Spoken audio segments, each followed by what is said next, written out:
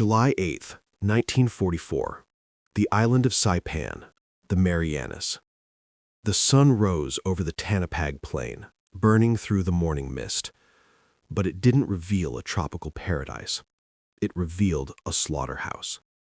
The air was thick, heavy with the smell of sulfur, unwashed bodies, and the distinct, sickly sweet scent of rotting sugarcane and death. The ground was slick with mud and blood. For the last 15 hours, this small patch of volcanic earth had been the center of the largest, most terrifying suicide charge of the Pacific War. Soldiers from the U.S. Army's 27th Infantry Division were walking through the aftermath. They were battle-hardened men. They had seen combat. They had seen death. But they had never seen anything like this. The bodies were carpeted across the landscape. Not hundreds, thousands. Over 4,000 Japanese soldiers lay dead in the tall grass. They were piled in ditches. They were stacked against the American perimeter wire. Captain Edmund G. Love, the 27th Division's historian, was walking the line. His job was to document the battle. He was looking for the forward aid station, a medical tent that had been set up just 50 yards behind the front foxholes. He expected to find a scene of tragedy. He knew the line had been overrun. He expected to find dead doctors, overturned cots, and scattered medical supplies. He found all of that, but he also found a mystery. In the middle of the wreckage, he found a heavy machine gun position. It was an M1917 Browning water-cooled gun. It was silent now, the barrel pointed toward the jungle. Slumped over the receiver of the gun was the body of a single American officer. Captain Love approached carefully. The officer was covered in blood. His uniform was shredded. He had clearly fought to the bitter end. Love looked out in front of the gun, trying to see what the officer had been shooting at. He stopped cold. Piled in front of the machine gun, in a gruesome semicircle of devastation, were dead Japanese soldiers. They were stacked so high, 3 and 4 bodies deep, that the American gunner would have had to physically stand up to see over the pile of corpses to keep shooting. Captain Love began to count. 10, 20, 30. He kept counting. 50, 70. He reached the final tally, and he couldn't believe the number. There were 98 enemy soldiers lying dead in front of this one position. 98 men killed by one shooter. Captain Love knelt down to identify the American hero who had held the line. He looked for the collar insignia. He expected to see the crossed rifles of the infantry, maybe the castle of the engineers, maybe the globe and anchor of a lost marine. Instead, he saw a caduceus pin, a winged staff with 2 snakes winding around it, and superimposed on the pin was a small letter D. This man wasn't a machine gunner. He wasn't a ranger. He wasn't a commando. He was a dentist. His name was Captain Ben Salomon, and just minutes before he picked up that machine gun, he had been filling cavities and bandaging wounds. This is not a legend. This is a forensic fact. This is the story of the dentist of Saipan. It is the story of how a man trained to heal became one of the deadliest single combatants in the history of the United States Army. And it is the story of why his own government refused to give him the Medal of Honor for 58 years. To understand the nightmare that Ben Salomon walked into, you have to understand where he was: Saipan. In 1944, this island was the most important piece of real estate on Earth.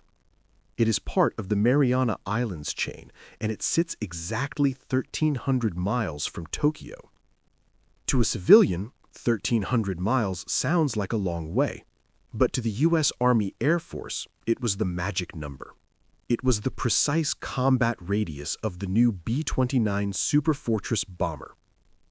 The equation was simple. If the Americans took Saipan, they could build runways. If they built runways, they could bomb Tokyo. If they bombed Tokyo, the war would end. The Japanese knew this. The Emperor knew this. And Lieutenant General Yoshisugu Saito, the commander of the Japanese forces on Saipan, knew this. Saito had 30,000 troops dug into the island. But Saipan isn't a flat beach. It is a volcanic nightmare. It is a fortress of limestone caves, jagged coral ridges, and dense jungle valleys that the soldiers called Hell's Pocket and Purple Heart Ridge. When the Americans landed on June 15, 1944, they stepped into a meat grinder. The battle wasn't fought in the open. It was fought cave by cave. Flamethrowers, satchel charges, hand-to-hand combat in the dark. By the first week of July, the Americans had pushed the Japanese army to the northern tip of the island. The victory was inevitable, but the cost had been astronomical. The 27th Infantry Division, a National Guard unit from New York, was battered. They were exhausted. They were suffering from dysentery and dengue fever. And serving in the 2nd Battalion of the 105th Infantry Regiment was a quiet, unassuming officer named Ben. Ben Salomon did not look like Rambo. He did not look like a killer. He was born in Milwaukee, Wisconsin in 1914. He was the son of Jewish immigrants. He was a brilliant, quiet kid who moved to Los Angeles as a teenager. If you looked at Ben Salomon's life before the war, you would see a pattern. He was obsessed with competence. He was obsessed with doing things the right way. He joined the Boy Scouts of America. He didn't just attend the meetings, he mastered the skills. He learned first aid, he learned pathfinding, and he learned marksmanship. He attained the rank of Eagle Scout, an honor that fewer than 4% of scouts ever reach. He went to the University of Southern California, USC, for college. He studied dentistry. He graduated in 1937 and opened a small, quiet practice. He spent his days fixing overbites, drilling decay, and calming down nervous children. He was 26 years old when the draft notice came in 1940. Now, here is the detail that changed history. When Ben Salomon was drafted, he was a dentist, but the Army, in its infinite bureaucratic wisdom, did not immediately put him in the dental corps. They looked at his file, they saw Eagle Scout, they saw physically fit, and they put him in the infantry. For nearly 2 years, Ben Salomon wasn't fixing teeth. He was marching, he was digging foxholes, and he was shooting. It turned out the dentist was a prodigy with a rifle. His years of target practice in the Scouts, combined with the steady hands of a surgeon, made him lethal. He was rated as an expert marksman with both the M1 Garand rifle and the .45 caliber pistol. He won battalion shooting competitions. He was so good that his commanding officers tried to make him a machine gun instructor. He was a natural soldier, calm, precise, methodical. But the Army eventually realized its mistake. They needed dentists more than they needed riflemen. In 1942, the paperwork caught up with him. He was commissioned as a first lieutenant in the Army Dental Corps. He was told to put down the rifle and pick up the drill. His job was supposed to be safe. As a dentist, his battle station was supposed to be in the rear echelon, miles away from the fighting. He was supposed to be fixing the teeth of soldiers who chipped them on hardtack biscuits or K rations. But Ben Salomon didn't like the rear. When the 105th Infantry shipped out to the Pacific, Salomon went with them.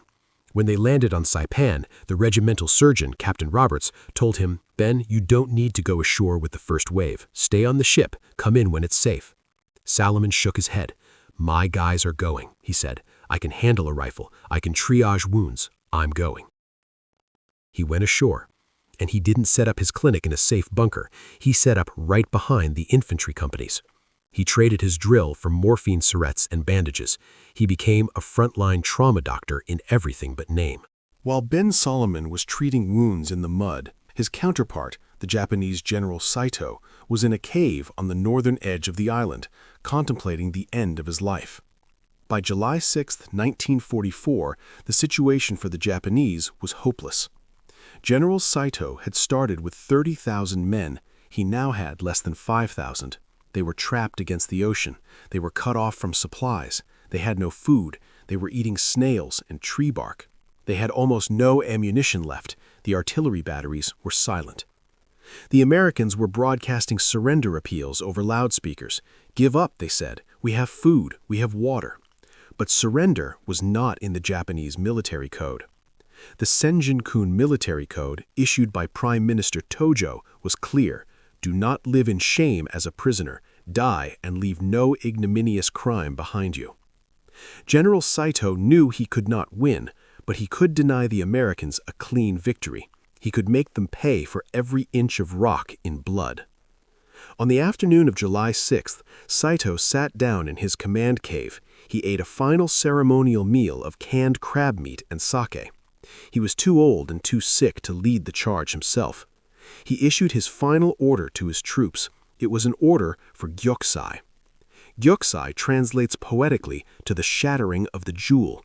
In military terms, it meant a Banzai charge, a suicide attack. The order read, "We will advance to attack the American forces and will all die an honorable death. Each man will kill 10 Americans before he dies." Saito then walked to a flat rock in the cave, sat down facing north towards the emperor in Tokyo, and committed ritual suicide. His death was the signal. The Japanese soldiers began to gather, but this wasn't a normal army. This was a walking nightmare. Most of the men were wounded. Some were on crutches. Some were blind. They had no bullets, so they improvised. They tied bayonets to bamboo poles to make spears. They taped grenades to their chests. They picked up rocks and clubs. Those who couldn't walk asked their comrades to kill them, or they detonated grenades against their own stomachs. 4,000 men gathered in the darkness of the ravine known as Harakiri Gulch. They were starving, they were terrified, but they were fueled by a fanatical, desperate rage. They were waiting for the signal. And directly in their path, less than a mile away, sat the 2nd Battalion of the 105th Infantry, and sitting in a tent 50 yards behind the foxholes was Ben Salomon. The night of July 6th was hot and humid. The men of the 2nd Battalion were dug in along the Tanapag Plain. They were exhausted. They hadn't slept in days. The lines were thin. Because they thought the Japanese were broken, the perimeter wasn't as heavily reinforced as it should have been. There were gaps between the foxholes. Ben Salomon had set up his forward aid station in a small clearing. It was just a tent fly, a canvas sheet strung up between trees to keep the rain off the stretchers. It was close to the front, too close. Usually, an aid station is 300 or 400 yards back. Salomon was 50 yards back. He wanted to be close enough to get to the wounded before they bled out. Inside the tent, it smelled of antiseptic, sweat, and blood. Salomon was working by the light of a dim lantern. He was treating the steady trickle of casualties from sniper fire and mortar rounds. He looked tired. He had dark circles under his eyes. He was wearing his fatigues, stained with the blood of his friends. He had his M1 Garand rifle leaning against a stack of medical crates near the entrance. Around 3 a.m., the jungle went quiet. It wasn't a peaceful silence. It was a heavy, suffocating silence. The insects stopped buzzing. The birds stopped calling. The soldiers in the foxholes gripped their rifles tighter. They peered into the darkness. They could feel something, a vibration in the ground, a smell on the wind. At 4 a.m., the silence broke. It didn't start with a gunshot. It started with a sound that survivors described as a low moan that grew into a roar. It sounded like a stadium crowd cheering. Then came the screaming.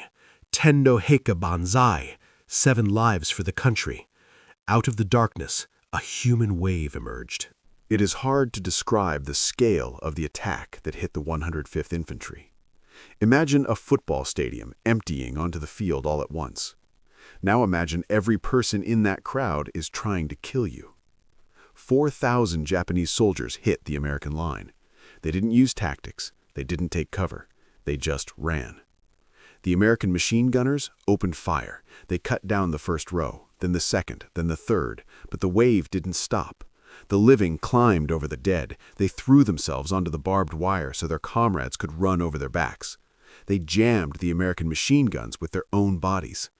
The front line of the 2nd Battalion simply evaporated. It was overwhelmed by the sheer mass of humanity.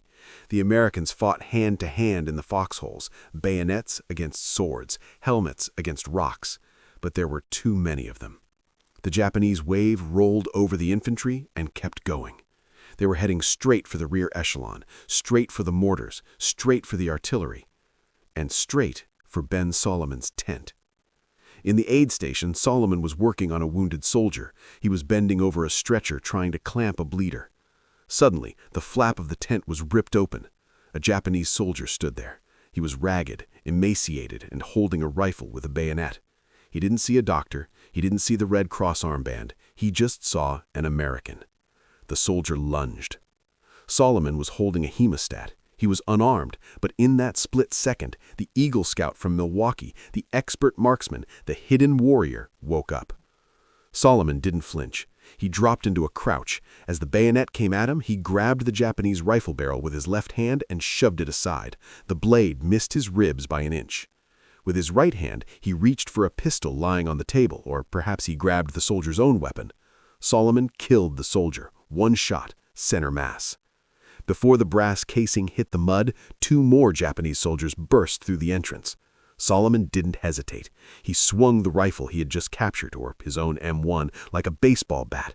He smashed the first soldier in the head, dropping him. The second soldier rushed him with a knife. Salomon didn't have room to shoot. He dropped the rifle, grabbed a scalpel or a trench knife from the medical tray, and met the charge. It was brutal, ugly, intimate violence, a dentist fighting for his life in a hospital tent. Salomon kicked the man back and stabbed him. 3 down. Then a 4th soldier crawled under the tent wall. He had a machine gun. Salomon saw him. He dove for his own M1 Garand leaning against the crates. He rolled, came up on one knee, and fired. The 4th soldier slumped over. In less than 60 seconds, the dentist had killed 4 enemy combatants inside his own aid station.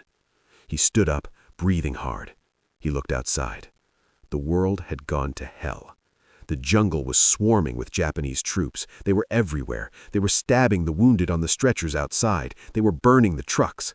Salomon looked at his patients. There were 30 wounded men in the tent, men who couldn't walk, men who couldn't fight. He looked at his medics. They were terrified, holding only pistols. Salomon took command. "Everybody out," he shouted. "Grab the walking wounded. Carry the stretchers. Get back to the regimental CP. Go, now." "What about you, Captain?" a medic shouted. Salomon grabbed a bandolier of ammunition. He looked at the chaos outside. "I'll hold them off," he said. "Just go." The medics grabbed the stretchers and ran into the darkness, heading for the beach.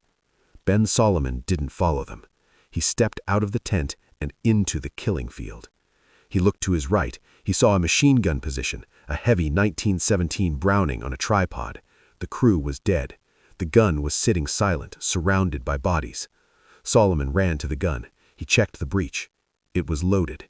He sat down behind the tripod. He gripped the spade handles. He looked out at the wall of 4,000 men charging towards him, and he pulled the trigger. 05 a.m. The sun was beginning to gray the eastern sky. The American line had collapsed. The 1st and 2nd battalions were in full retreat. The shoreline was a chaotic mass of men trying to swim to the reef to escape the slaughter. But back at the aid station, the battle was not over. It was just beginning. Ben Salomon was alone. To understand what happened next, you have to understand the weapon he was using. The M1917 Browning is a beast. It weighs 47 pounds. The tripod weighs another 53 pounds. It is water-cooled, meaning it has a large jacket around the barrel filled with water to keep it from melting during sustained fire. It is a crew-served weapon. It requires a gunner to aim, an assistant to feed the ammunition belt, and others to carry ammo and water. Ben Salomon was the gunner. He was the loader. He was the ammo carrier, and he was the commander. He sat in the dirt, legs splayed behind the tripod. He racked the bolt. The first wave of Japanese soldiers came out of the brush line screaming. They were less than 50 yards away. Salomon opened fire. The M1917 has a cyclic rate of 600 rounds per minute. Thump, thump, thump. A rhythmic, heavy cadence. Salomon swept the gun left to right, walking the fire into the mass of charging bodies. The 30-06 rounds tore through the foliage and the attackers. The front rank dropped, but they kept coming. This wasn't a skirmish, this was a flood. The Japanese soldiers weren't taking cover, they were climbing over their own dead to get to the gun. Salomon kept the trigger depressed. The steam began to rise from the water jacket, hissing into the humid air. The barrel grew hot. the brass casings piled up around his knees. He quickly realized his position was compromised. The Japanese could see the muzzle flash. They started throwing grenades. They started firing mortars. A normal man would have run. A normal soldier would have spiked the gun and retreated. Ben Salomon did the impossible. He realized that if he stayed in one spot, they would flank him. He had to make them think there was more than one gunner. He stopped firing. He disconnected the gun from the tripod, or perhaps dragged the entire assembly, 100 pounds of dead weight, and moved it. He dragged the heavy iron machine 10 yards to the right. He set it up again. He fed a new belt of ammunition. When the Japanese surged toward his old position, thinking they had killed him, Salomon opened up from the flank. He cut them down in rows. Then he moved again. Imagine the physical exertion. The humidity on Saipan was stifling. He was pumping adrenaline. He was likely already wounded from the fight in the tent, and yet he was hauling a heavy machine gun through the mud, resetting, reloading, and firing. He moved the gun 4 times. For the Japanese soldiers, this was terrifying. Every time they thought they had pinpointed the American strongpoint, the fire would stop and then erupt from a different angle. They must have thought they were facing a squad. They must have thought they were facing a platoon. They were facing one dentist. But ammunition is finite, and luck runs out. Salomon had told the medics he would hold them off. He bought them 5 minutes, then 10, then 20. By the time the sun fully broke over the horizon, the aid station was quiet. The rhythmic thumping of the Browning had stopped. The dentist of Saipan had fired his last round. The battle raged for another day. The Americans eventually brought up tanks and flamethrowers to reclaim the ground. On July 8th, the 27th Division returned to the Tonopag Plain. This brings us back to Captain Edmund Love, the historian, walking the line. When Captain Love found Salomon's body, he didn't just glance at it. He performed what was essentially a forensic reconstruction of the battle. What he saw told a story of almost superhuman resistance. Salomon was slumped over the gun. His finger was still near the trigger, but it was the condition of his body that revealed the ferocity of the end. Ben Salomon had been shot 76 times, 76 bullet wounds. Many of them were likely post-mortem. The Japanese often shot the dead to ensure they weren't faking. But the autopsy and the blood patterns suggested that Salomon had absorbed multiple hits while he was still fighting. He had fought through the pain of gunshot wounds to keep that gun singing. But the most chilling evidence was the placement of the enemy bodies. Captain Love and the Graves registration teams began to map the scene. They found the bodies of the Japanese soldiers piled in front of the gun. But as they cleared the brush, they found something else. They found a trail of bodies leading to the gun's previous positions. They found a pile of enemy dead 10 yards to the left, then another pile 10 yards to the right, then another. This confirmed the impossible. Salomon had indeed moved the gun. He had effectively conducted a one-man mobile defense. And then there was the final count. Inside the tent, they found the 4 soldiers Salomon had killed with the rifle and bayonet. Outside the tent, in the kill zones of the machine gun, they counted 94 bodies. Total confirmed kills, 98. To put that in perspective, in modern warfare, an entire infantry company might not achieve 98 confirmed kills in a month of combat. Ben Salomon did it in an hour. The 27th Division commander, Major General George Greiner, arrived at the scene. He looked at the carnage. He looked at the dentist. He turned to his aide and said, "I'm putting him in for the Medal of Honor." It was a slam dunk. There were witnesses to the start of the fight. There was forensic evidence of the end of the fight. There was the sheer, undeniable heroism of a man sacrificing himself to save the wounded.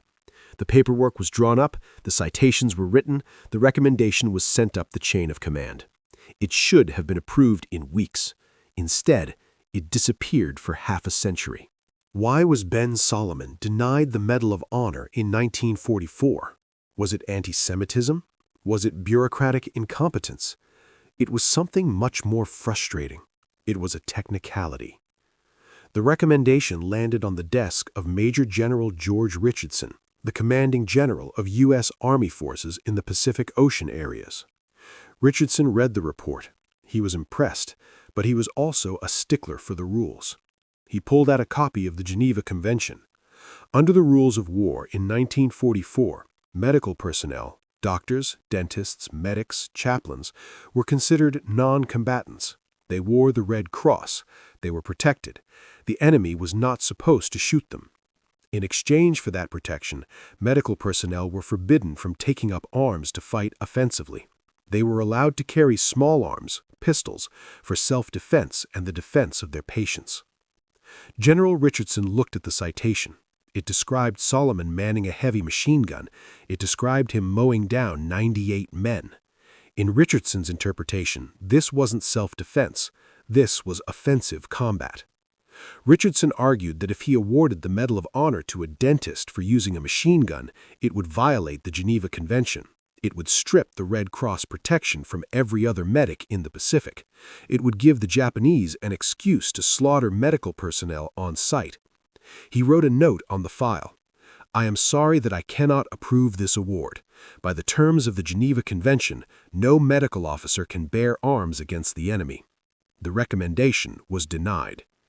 It was a heartbreaking interpretation. Salomon hadn't gone hunting for the Japanese.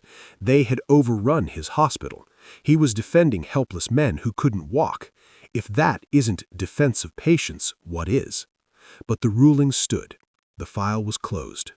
Ben Salomon was awarded a posthumous Purple Heart. His family was sent a letter, and the story of the dentist of Saipan was buried in the archives. Years passed. The war ended. The men of the 27th Division went home. They grew old, but they never forgot the dentist. They told the story at reunions. Remember Salomon? Remember the guy who stacked them up like cordwood? But stories fade. In 1951, a new twist of fate nearly erased Ben Salomon forever. A massive fire broke out at the National Personnel Records Center in St. Louis, Missouri. It was one of the greatest disasters in archival history. The fire burned for days. It destroyed 18 million official military personnel files. Ben Salomon's service record was in that building. When the smoke cleared, his file was gone. The official record of the recommendation, the witness statements, the forensic diagrams drawn by Captain Love, all of it, presumably, turned to ash. Ben Salomon was now a ghost. Decades rolled by. Korea, Vietnam, the Cold War. It wasn't until the late 1960s that the first flicker of hope returned. Dr. Robert West, a dentist from USC, Salomon's alma mater, heard the story. He was fascinated. He couldn't believe that a fellow dentist, a hero of that magnitude, had been forgotten. Dr. West made it his life mission to get Ben Salomon his medal. He started digging, but he hit a wall. The 1973 fire had destroyed the evidence. The Army told him, "Without the original paperwork, we can't do anything. It's hearsay." Dr. West didn't give up. He became a detective. He spent years tracking down the survivors of the 27th Division. He found old men in nursing homes and living rooms across America. He recorded their testimonies. He found the medics who Salomon had ordered to run. "Yes," they said, "he told us to go. He stayed behind." He found the soldiers who saw the bodies the next day. "Yes," they said, "I counted them myself." But the biggest breakthrough came when Dr. West found a duplicate copy of the original 1944 recommendation buried in the archives of the Army Surgeon General. It hadn't been in St. Louis. It had been in Washington. He had the proof. In 1998, Dr. West submitted the package to the Pentagon. He had the original citation, he had the witness statements, and crucially, he had a modern legal analysis of the Geneva Convention. New legal scholars looked at the case. They argued that General Richardson had been wrong in 1944. The Geneva Convention allows medical personnel to use force to protect their patients. When 4,000 men charge a hospital tent with bayonets, using a machine gun is not offensive combat. It is the ultimate form of self-defense. The Army Review Board looked at the file. They looked at the number, 98 bodies. They looked at the sacrifice. And finally, they agreed.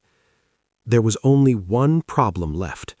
The Medal of Honor is usually presented to the recipient's next of kin, a wife, a child, a parent. Ben Salomon had never married. He had no children. His parents were dead. He was an only child. There was no one left to receive the medal. May 1st, 2002. The Rose Garden, the White House. It was a sunny spring day, much like the morning on Saipan was supposed to be. President George W. Bush stood at the podium. The audience was filled with military brass, old veterans with gray hair, and members of the USC Dental School. 58 years had passed since Ben Salomon died in the mud of Tanapag Plain. President Bush began to speak. "Americans are not a warlike people," the president said. "We love peace, but when the enemies of their country came to them, these men fought until the end." The president read the citation. He described the tent, the bayonets, the machine gun, the 98 enemy soldiers. It is rare for a Medal of Honor citation to sound like an action movie script, but this one did. When it came time to present the medal, the name called was Dr. Robert West.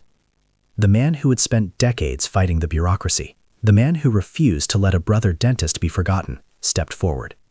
He accepted the medal on behalf of Ben Salomon. Later, the medal was given to the USC Dental School, where it is displayed today. But perhaps the most fitting tribute didn't happen at the White House. It happened back on Saipan. Years after the war, a group of Japanese tourists and historians were visiting the island. They were walking through the Tanapag, looking at the old battle sites. They came to the spot where the aid station had been. They knew the story of the American demon who had stopped the charge. For the Japanese families, Ben Salomon was the man who had killed their fathers and grandfathers. But when they heard the full story, that he was a doctor, that he had stayed behind to save the wounded, that he had fought alone against a legion, their perspective changed. In the samurai code, there is immense respect for the warrior who stands his ground against impossible odds. Ben Salomon, the Jewish dentist from Milwaukee, had died a death that even his enemies respected. Men who are born for war. We think of them as aggressive, loud, invincible. But Ben Salomon was none of those things. He was a man who spent his life fixing smiles. He was a man who learned to tie knots in the Boy Scouts. He was a man who was supposed to be in the rear, safe and sound. On July 7th, 1944, he faced a choice that most of us will never have to face. He could have run. No one would have blamed him. The line had broken. The battle was lost. He could have retreated to the beach and lived to open a practice in Los Angeles, get married, and grow old. But he didn't. He looked at the wounded men on the stretchers, men who couldn't run, men who couldn't fight, and he decided that his life was worth less than theirs. He picked up a machine gun, not out of hatred for the enemy, but out of love for his patients. The Hippocratic Oath says, "First, do no harm." But on that terrifying morning in Saipan, Captain Ben Salomon realized that sometimes, to save life, you have to be willing to take it. And sometimes, the only way to heal the world is to stand between the innocent and the darkness and hold the line 98 times over.